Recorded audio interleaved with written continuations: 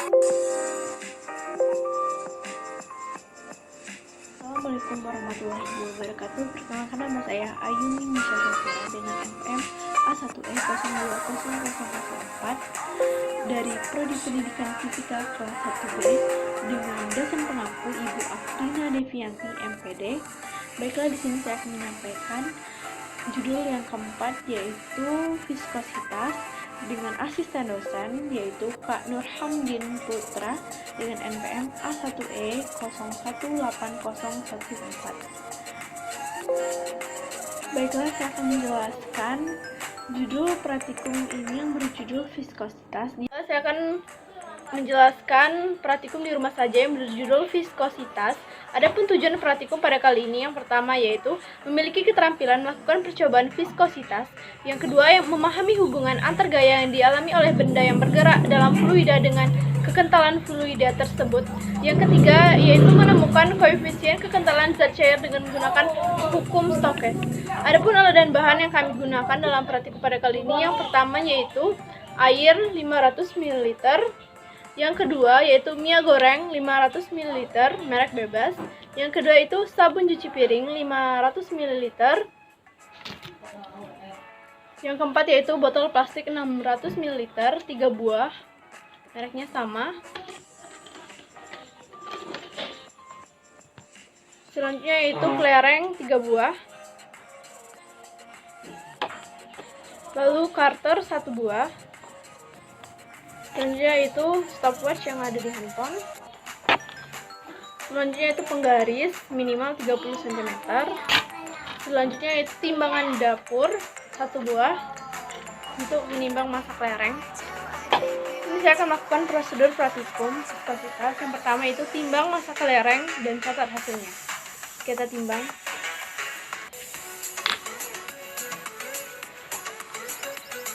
Kemudian catat hasilnya. Yang kedua yaitu ukur bagian tengah kelereng menggunakan benang, gunting benang, kemudian ukur panjang benang menggunakan penggaris, kemudian catat hasil diameter kelereng. Setelah kita akan mengukur diameter kelereng.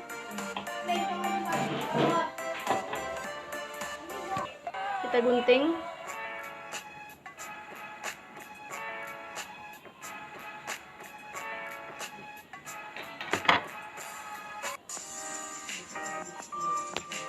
Sehingga didapatkan sepanjang ini benang.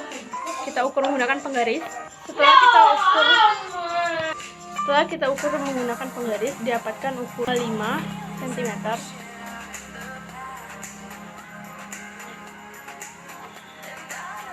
Kemudian kita isi 1 buah botol dengan air 500 ml.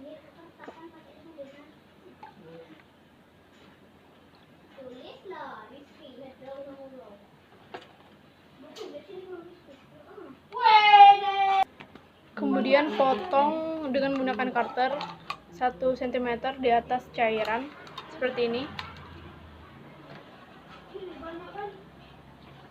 Kemudian kita akan menimbang massa botol kosong. Kita timbang. Lalu kita catat hasilnya. Kemudian kita timbang botol yang berisi air tadi, ketimbangan. Lalu kita catat hasilnya. Kita isi 2 botol lainnya masing-masing dengan cairan minyak goreng dan sabun cuci piring. Pertama, sabun cuci piring. Yang kedua itu minyak goreng yang telah 1000 yang sebesar 500 ml. Kita ukur ketinggian menggunakan penggaris, yaitu ukur cm. Kemudian yang kedua pada sunlight juga 15 cm. Lalu kita masukkan kelereng ke dalam air berisi botol. Botol yang sudah berisi air 500 ml. Kemudian kita masukkan kelereng bersama dengan menghidupkan stopwatch. Kita mulai. Berhenti. Kemudian kita catat hasilnya, hasil waktu. Kemudian kita ambil menggunakan sendok.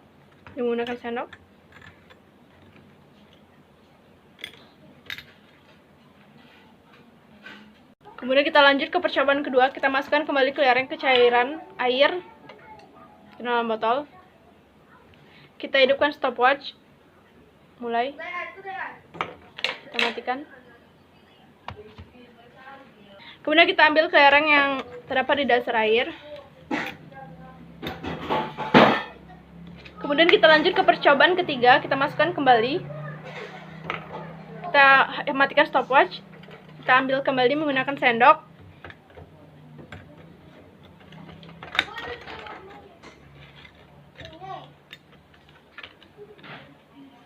Sehingga pada botol cairan air ini dapatkan hasil seperti di samping. Kemudian kita lanjut ke percobaan kedua, yaitu menggunakan minyak goreng. Kita masukkan ke kelereng. Kita hidupkan stopwatch terlebih dahulu. Mulai.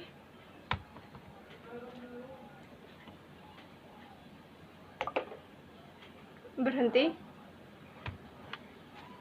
Lalu kita ambil kelereng yang sudah masuk ke dalam permukaan, ke dalam dasar. Lalu kita lanjut ke percobaan kedua, masih menggunakan minyak goreng. Kita hidupkan stopwatch terlebih dahulu. Kita mulai. Hentikan. Kemudian kita lanjut ke percobaan ketiga, kita masukkan kembali. Kita hidupkan kembali stopwatch. Kita mulai. Hentikan. Kita ambil kembali kelereng tadi.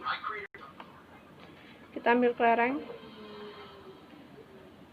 Sehingga dari ketiga percobaan menggunakan minyak goreng didapatkan hasil seperti gambar di samping.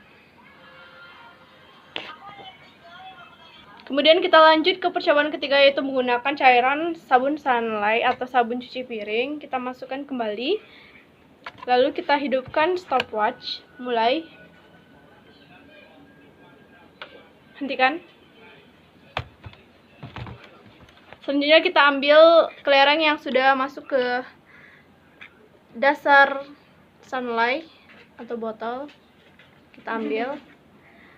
Kita lanjut ke percobaan kedua, kita hidupkan kembali stopwatch. Mulai. Hentikan. Kemudian kita lanjut ke percobaan ketiga, kita masukkan kembali kelereng, kita hidupkan stopwatch. Mulai.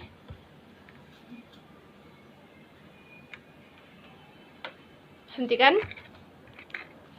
Kita ambil kembali kelereng.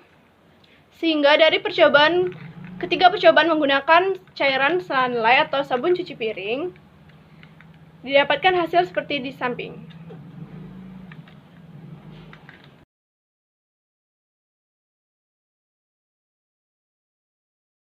Baiklah, ini merupakan massa kelereng, keliling kelereng, volume kelereng. Kemudian ini merupakan massa jenis kelereng. Baiklah, kita ke hasil dari koefisien viskositas dengan rumus eta sama dengan 2 dikali R kuadrat dikali G dikali massa jenis benda dikurang massa jenis fluida dibagi 9 dikali V. Baiklah, ini merupakan tabel pengamatan 8.2, yaitu hasil dari koefisien viskositasnya sama rumusnya seperti tadi. Kemudian lanjut pada tabel pengamatan 8.3. Dan ini merupakan tabel hasil pengamatan 8.1 dan tabel pengamatan 8.2. Dan ini merupakan tabel pengamatan 8.3. Dan selanjutnya ini merupakan ralat dari tabel pengamatan 8.1, tabel pengamatan 8.2, dan tabel pengamatan 8.3. Kita masuk ke pembahasan viskositas, yaitu jawaban dari pertanyaan yang telah ada di modul. Yang pertama yaitu sebutkan dan gambarkan gaya-gaya yang dialami kelereng ketika berada di dalam fluida.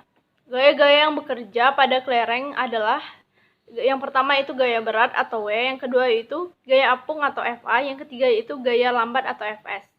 Rumusnya yaitu V sama dengan 2R kuadrat dikali G, ruh A dikurang ruh dikali T1 per G dikali S1, di mana ditemukan 2 dikali 0,075 kuadrat dikali 10 dikali 1,26 dikali 2 kurang 1 per G dikali 1,55.